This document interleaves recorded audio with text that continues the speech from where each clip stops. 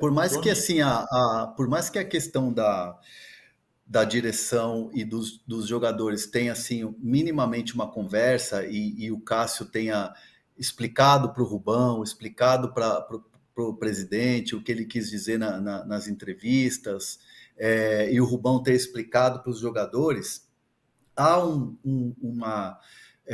uma desconfiança do elenco em relação ao que a direção, ao comportamento da direção nas contratações, que deixa todo mundo em dúvida. Porque, assim, nas palavras do Cássio, o cara está treinando com a gente e, de repente, no dia seguinte ele vai embora, não é legal. Porque, assim, os jogadores sabem que não dá para contar só com a molecada, principalmente para os mais velhos, para os mais experientes, para os líderes do elenco. Fagner, Cássio, né? Os jogadores que antes você tinha um Gil, você tinha um Fábio Santos, esses caras eles se fechavam ali entre os experientes e eles se blindavam.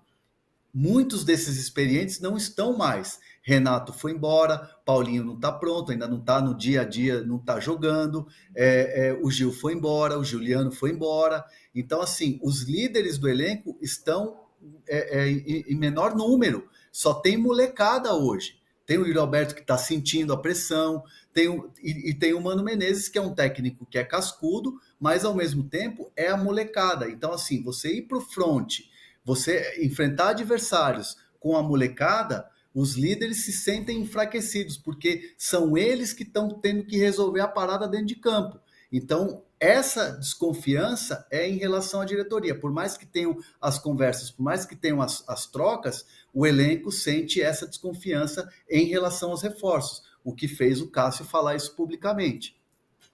Mas aí você É, fala que ele foi se explicar para a direção, né? Então isso é importante, porque você tem que se explicar e ele vai, eventualmente vai voltar atrás. Mas existe um fato que é: o Augusto Melo prometeu 14 reforços, prometeu 11, depois falou 12, depois falou 14, e tem que jogaram 5, não é isso?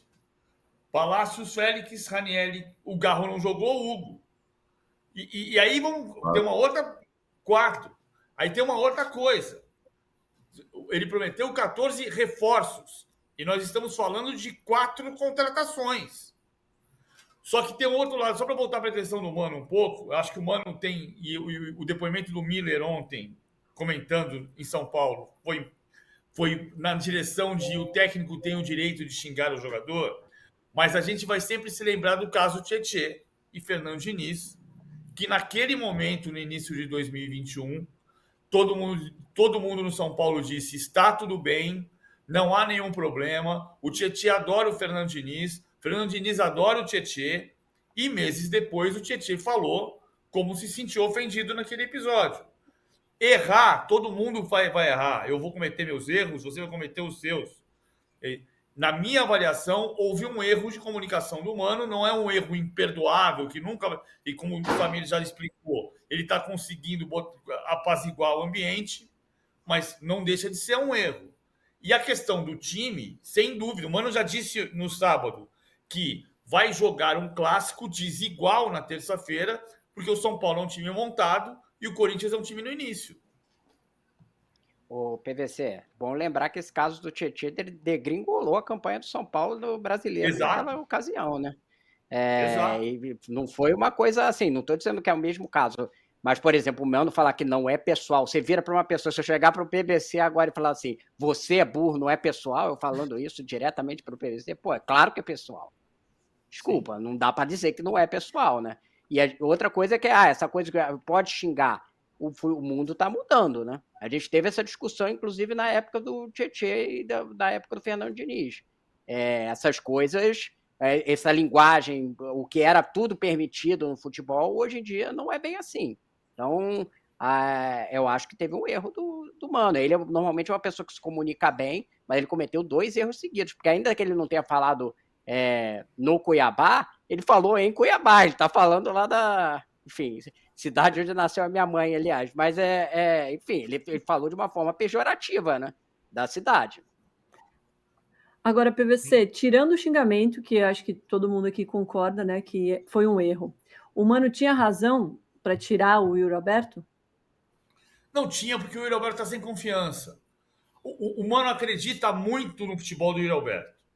A avaliação da comissão técnica e do Mano Menezes é que se o time, a partir do momento em que o time se acerte física e taticamente, o time vai se aproximar, vai jogar mais em bloco e vai se aproximar mais do Yuri Alberto.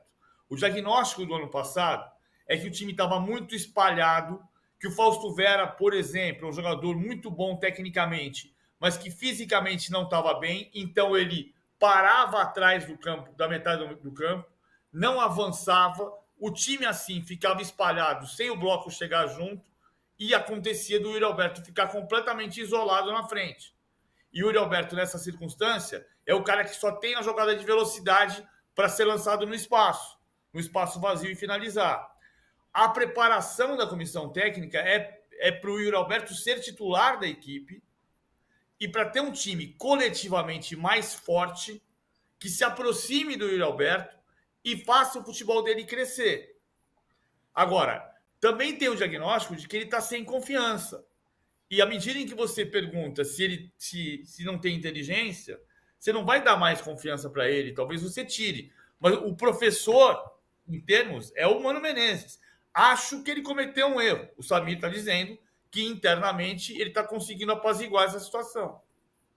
Em relação ao Yuri Alberto, a confiança de que ele pode dar a volta por cima já foi maior, né? No início da temporada, muita gente apostava que o Yuri Alberto poderia retomar aí o bom futebol, né? O primeiro ano no Corinthians dele foi bom, o segundo foi horroroso. Esse ano aí seria a definição de quem é o Yuri Alberto no Corinthians. Mas eu até acabei de subir uma coluna falando sobre isso. A contratação, né, do Pedro Raul, que o Corinthians avançou, é melhor a gente não cravar nada no Corinthians ultimamente, né?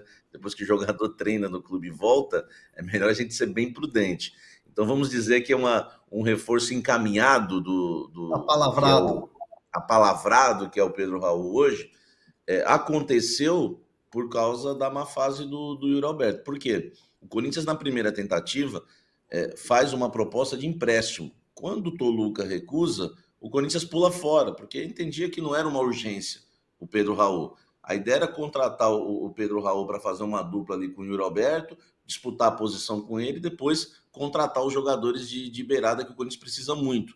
Aí o Corinthians pula fora. Quando o Corinthians vê o início de temporada do Yuri Alberto, o Corinthians retoma as negociações com o Toluca e não vou usar o modo desespero, mas aí muda a proposta, faz uma proposta de compra, né, para ficar com o jogador em definitivo e está fechando aí por cerca de 5 milhões de dólares, né? Então, assim, a fase do Yuri Alberto realmente fez o Corinthians até mudar os planos no mercado da bola, porque prioridade no Corinthians, a gente tem falado muito aqui, né, PVC, né, os amigos, são os lados de campo. Não faria muito sentido o Corinthians contratar um centroavante agora, mas pela fase ruim do Yuri Alberto, o Pedro Raul chega até com status de titular que vai brigar forte aí com o Yuri pela posição. E o problema de ver o Yuri Alberto pelo lado, ele até fez uma jogada boa no jogo contra o Guarani, jogar aberto do lado direito, por exemplo, que o Corinthians tem essa carência hoje, é que ele também não está criando. Internamente no Corinthians a avaliação é essa. Ele não está fazendo gols e também não está conseguindo criar. O Mano mudou o esquema no último jogo, né? O Corinthians jogava no 4-2-3-1. Eu sei que não muda muita coisa, mas muda, né? Porque você tinha Rojas, o Matheus Araújo atrás do Yuri Alberto e o Romero, e os dois volantes, Michael e o Ranieri. Nesse último jogo, o Corinthians foi para o 4-3-3, colocou o Fausto Vera do lado direito, o Ranieri centralizado, o Michael, né, na esquerda, e aí vem com o Rojas e o Yuri Alberto e o Wesley na ponta. Mesmo assim, né, mudando o esquema, o Yuri Alberto não conseguiu ter chances de gol, enfim, não conseguiu também provocar ali algumas oportunidades. A situação realmente está difícil aí pro Camisa 9. Nossa, e com certeza, como vocês falaram, esse você é burro não vai ajudar.